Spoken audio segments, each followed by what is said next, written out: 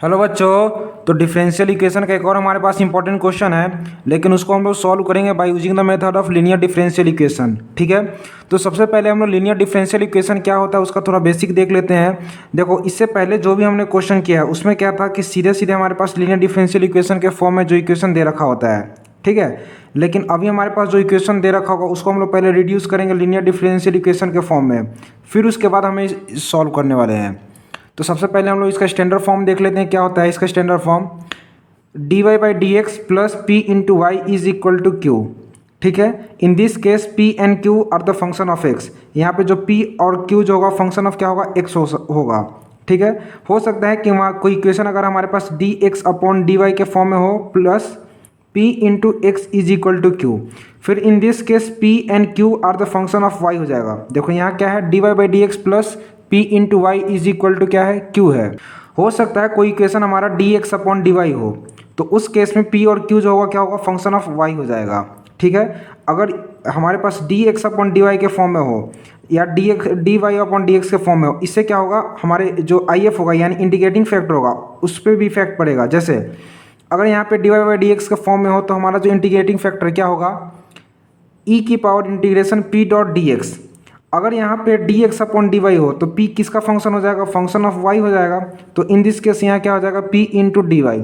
ये छोटी छोटी बातें आपको थोड़ा ध्यान रखना होगा।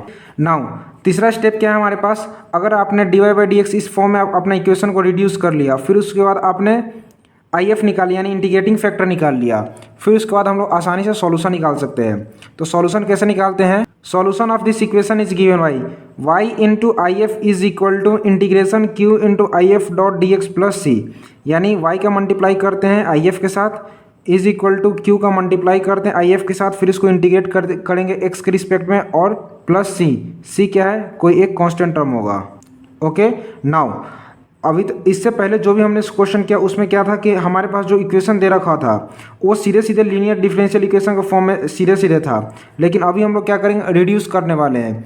तो रिड्यूस करने का फॉर्मूला क्या है, उसका equation we have to reduce the equation to linear form.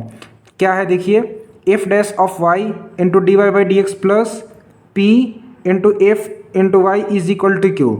इसको क्वेश्चन के साथ हम लोग समझेंगे कि इसका मतलब क्या हुआ।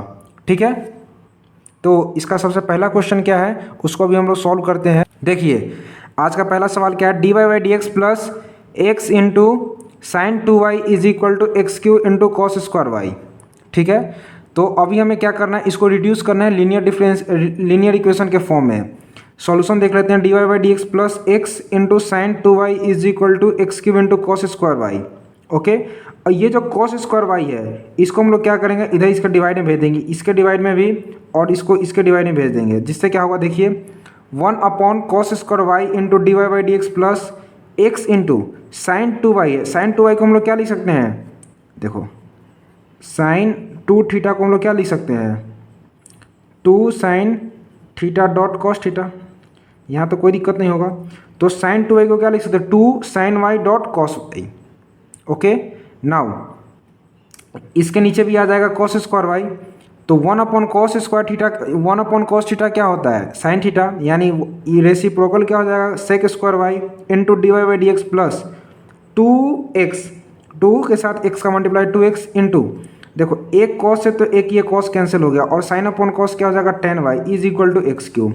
आई होप कि आपको यहाँ तक कोई दिक्कत नहीं होगा। इसके बाद अगला स्टेप देखते हैं क्या है हमारे पास। देखिए sec square Y dot D Y by D x plus two x ten Y is equal to X Q, यहाँ तक तो हमने कर लिया था। Sec square Y dot D Y by D x plus two X into tan Y is equal to X Q. ठीक है, ये जो हमारे पास जो एक्स टेन वाई है इसको हम लोग वी पुट कर लेते हैं। हमें क्या करना है, रिड्यूस टू लीनियर इक्वेशन। जो इक्वेशन हमारे पास है उसको रिड्यूस करना है लीनियर इक्वेशन के फॉर्म में, तो उसके लिए हमें क्या करेंगे, टेन वाई को वी पुट कर लेते हैं। टेन का डिफ्रेंशिएशन क्या होता है, sec square Y dot Y का करेंगे D Y by D X is equal to D we by D X, यानी कि sec square Y D Y by D X जो हमारे पास ये टर्म है sec square Y D Y by D X, उसके जगह पर हम लोग D we by D x लिख सकते हैं, बिल्कुल लिख सकते हैं। तो वहाँ पे क्या आ गया, d we by D x आ गया, फिर plus two x ten Y को हम लोग क्या लिख सकते हैं, वी लिख सकते हैं। ठीक है, और ये क्या रहेगा, एक्स क्यू, ये हमारे पास एज इट इज रहेगा। अब ये जो हमारे पास जो फाइनल इक्वेशन है ये क्या है, लीनियर इक्वेशन है। इसके बाद हमें यहाँ से क्या करेंगे, पी की वैल्यू निकालेंगे, फिर उसके बाद हमें आई एफ निकालेंगे, फिर हम लोग इसका सॉल्यूशन निकालेंगे। Now our equation reduce to linear form on comparing this equation with standard form. Standard form क्या है, D Y by D x plus P into Y is equal to Q. ठीक है, तो इस इक्वेशन में D Y by D X की जगह पे यहाँ पे क्या है, D we by D X है, यानी वी यहाँ भी है, और ये जो 2x है ये क्या है, p है, और ये एक्स क्यू है, ये क्या है, q है।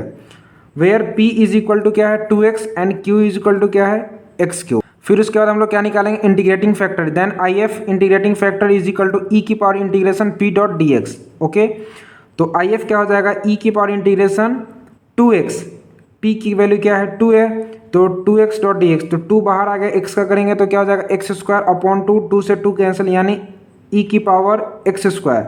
ये क्या आ गया हमारे पास, इंटीग्रेटिंग फैक्टर आई एफ। ठीक है, यहाँ तो कोई दिक्कत नहीं होगा। फिर इसके बाद हमारे पास जब इंटीग्रेटिंग फैक्टर आ जाता है तो हम लोग क्या निकालते हैं, उस इक्वेशन का सॉल्यूशन निकालते हैं। Now the solution of this equation is given by y into I F is equal to integration q into I F dot d x plus c. ठीक है, आई होप कि आपको यहाँ तक समझ में आ गया होगा। इसके बाद अगला स्टेप देखते हैं क्या है हमारे पास, y into I F is equal to integration q into I F dot d x plus c. यहाँ तक तो हमने कर लिया था। यहाँ से हमारे पास क्या निकला था, आई एफ की वैल्यू क्या आया था, e की पावर एक्स स्क्वायर, और p की वैल्यू क्या आया था 2x, और q की वैल्यू आया था एक्स क्यूब। देखो मैं आपको एक चीज़ रिकमेंड करूँगा कि आप इस क्वेश्चन को मेरे साथ साथ सॉल्व करो। अगर आप मेरे साथ साथ इस क्वेश्चन को सॉल्व करो तो आपको ज़्यादा समझ में आएगा। ठीक है, तो यहाँ इसका सॉल्यूशन निकालने के लिए यहाँ पे y की जगह पे क्या आ जाएगा, v इंटू आई एफ क्या है, ई की power x square is equal to integration q क्या है, एक्स क्यूब, यानी एक्स क्यूब इंटू ई की power x square dot d x plus c कोई कांस्टेंट टर्म होगा। अब हमें इसको क्या करना है, ये टर्म तो हमारे पास एज इट इज रहेगा। अब ये जो हमारे पास टर्म है इसको क्या करेंगे, थोड़ा सा सिंप्लीफाई कर लेते हैं ताकि इसका इंटीग्रेशन करना आसान हो जाए। एक्स स्क्वायर को क्या पुट कर लेते हैं, टी, इसका डिफ्रेंशिएशन करेंगे तो क्या हो जाएगा 2x, एक्स का करेंगे तो dx, टी का dt, यानी x डॉट डी एक्स की वैल्यू क्या आ जाएगा, dt बाई 2। ठीक है, यहाँ पे क्या है, इसको अगर मैं सिंप्लीफाई करूँ तो इधर क्या आ जाएगा, एक्स स्क्वायर इंटू एक्स। तो अब हम थोड़ा इसको सेट इक्वेशन में इसको सेट करते हैं कि क्या है हमारे पास, v इंटू आई एफ, ये टर्म तो एज इट इज रहेगा, इज इक्वल टू, देखो एक्स स्क्वायर है, एक्स स्क्वायर की जगह पर t पुट करना, ये t आ गया, एक ये x है और ये dx है, और e की पावर ये है, e की पावर एक्स स्क्वायर है, तो e की पावर t की जगह पे क्या लिखेंगे, एक्स स्क्वायर की जगह पर t, यानी e की पावर t, और x डॉट डी एक्स की जगह पर dt बाई 2 इधर आ गया प्लस c। ठीक है, आई होप कि आपको यहाँ तो कोई दिक्कत नहीं होगा। फिर उसके बाद हम लोग इसका अगला स्टेप देखते हैं क्या है। यहाँ देखो, यहाँ क्या है, t और e की पावर t, यानी यहाँ पे u इंटू वी लगेगा। ठीक है, तो u इंटू वी का फॉर्मूला क्या होता है, इंटीग्रेशन u इंटू वी का होता है, u को एज इट इज छोड़ देते हैं बाहर, फिर v का इंटीग्रेशन x के रिस्पेक्ट में, फिर माइनस du का डिफ्रेंशिएशन करते हैं x के रिस्पेक्ट में, फिर इंटीग्रेशन v का इंटीग्रेशन डॉट dx, फिर ओवरऑल सबका इंटीग्रेशन करते हैं x के रिस्पेक्ट में। ठीक है, इसको पुट करना है फॉर्मूले, ये जो हमारे पास e इंटू वी है, u इंटू वी है सॉरी, इसको फॉर्मूले में पुट करना है। फिर उसका देखते हैं कि क्या आता है रिजल्ट हमारे पास। देखो v इंटू ई की पावर एक्स स्क्वायर, ये टर्म तो एज इट इज रहेगा, इज इक्वल टू 1/2, यहाँ ये तो बाहर कांस्टेंट बाहर आ गया। अब यहाँ देखो t को एज इट इज छोड़ा, फिर v का e की पावर t, तो यहाँ पे e की पावर t आ गया, फिर ये minus D by D X, यानी u का t का करेंगे तो ये आ जाएगा 1, और e की पावर t का करेंगे तो क्या आ जाएगा, e की पावर t, फिर इन दोनों का मल्टीप्लाई, फिर और इसका इंटीग्रेशन प्लस c, तो v इंटू ई की power x square is equal to half t e की पावर t, e की पावर t का फिर से करेंगे तो आ जाएगा e की पावर t प्लस c। ठीक है, तो अब उसके बाद देखिए क्या है हमारे पास, v इंटू ई की power x square is equal to 1/2 E की पावर t, यहाँ से कॉमन लेने के बाद अंदर क्या बचेगा, t माइनस 1 प्लस c। और हमने पहले क्या एज्यूम किया था, v इज इक्वल टू क्या था, 10y, और t क्या था, एक्स स्क्वायर, यानी v की जगह पे क्या लिखेंगे 10y, और e की power x square is equal to e की पावर t की जगह पे e की पावर एक्स स्क्वायर, अंदर क्या बचेगा, x square minus 1 plus c। ये क्या है हमारा रिक्वायर्ड आंसर। उम्मीद करता हूँ कि यह क्वेश्चन आपको समझ में आ गया होगा। मिलते हैं आपसे अगले वीडियो में, तब तक के लिए धन्यवाद।